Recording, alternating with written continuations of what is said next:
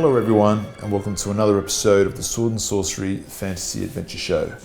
My name is Simon Roptel. I never saw the Neverending Story when I was young. At the age of 11, I would have been the perfect age for it. But life in the 1980s was not like it is now. The Neverending Story was looked upon as being a show for kids, something this talk today will question. You see, when you were 11, you were trying to be 18. You weren't supposed to see films aimed at adults, but you saw them. So as a lover of 1980s fantasy films, imagine my delight when I first saw the Neverending Story in my 20s, an age when it was cool to like this kind of genre again. But what I saw was not quite a fairy tale. What I saw was something that was confessional, heartbreaking, and more honest than films that display such words all over their tired plot lines. As a boy in the 1980s, studying modern history, personal accounts of servicemen and civilians of the European theatre of war were high on the reading list. The Second World War is the European war that inflicted horror on the average citizen as much, if not more, than it did on military personnel. In 1945, the German army was in tatters, and the last line of defence came in the form of the Volkssturm, or national militia, made of the elderly and adolescents as young as 14. The author of the Neverending Story, Ende, was one such youth, who during this time was retreating from one fireball neighbourhood after the other. On his first day of action, 3 of his classmates were killed.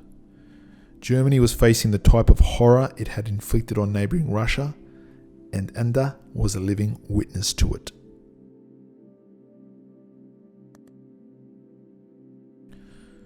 Imagine a beautiful white horse that you had reared since you were a child. All it knew were blue skies and pastures.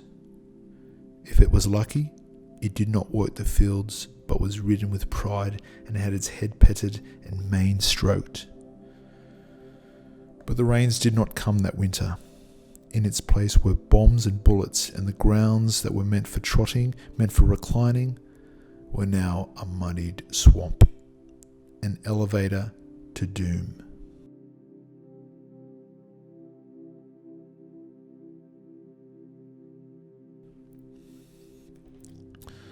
They look like good strong hands, don't they?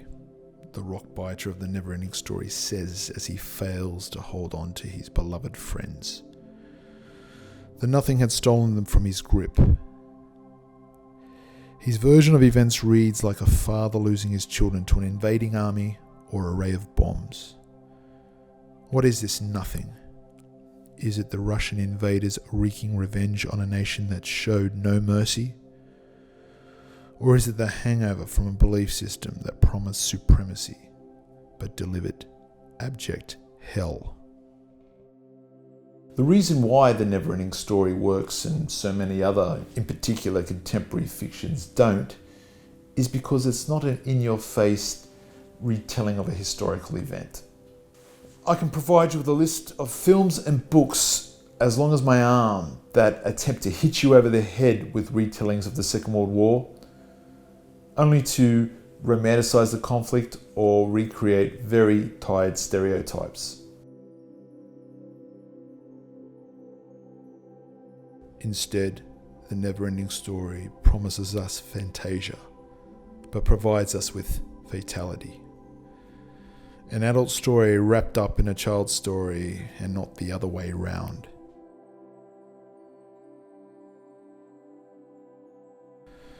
Much has been said about the dispute between Ende and the director Wolfgang Petersen, and maybe Ende is right. Maybe it is not the story he put to paper. But if that's the case, where did the heart or the heartbreak in this movie come from? Why is it so powerful 30 years on? Thank you again for being audience to another episode of the Sword and Sorcery Fantasy Adventure Show.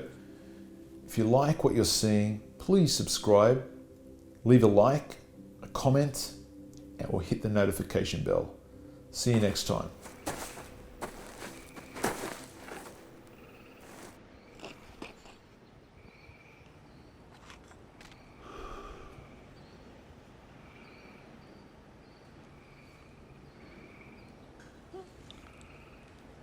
I'm getting bored in my old age. Bored of the killing. Bored of the burying. Just as soon as throw a fish back into the water than carve it up on the plate.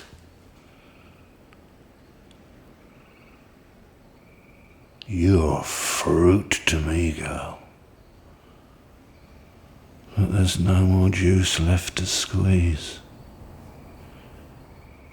Maybe I should just come out and do what I said I was going to do and what I've been commissioned to do. Then look around. And you'll find lots of fresh earth piled above the ground. If you take my meaning. Well, there again, I could be searching deep inside for what it is to be charitable, to show someone mercy and to savour in the thought. There again, maybe you just don't want to dig a hole. Scrub all notions of retribution from your mind. Accept this act of kindness. Don't come back here.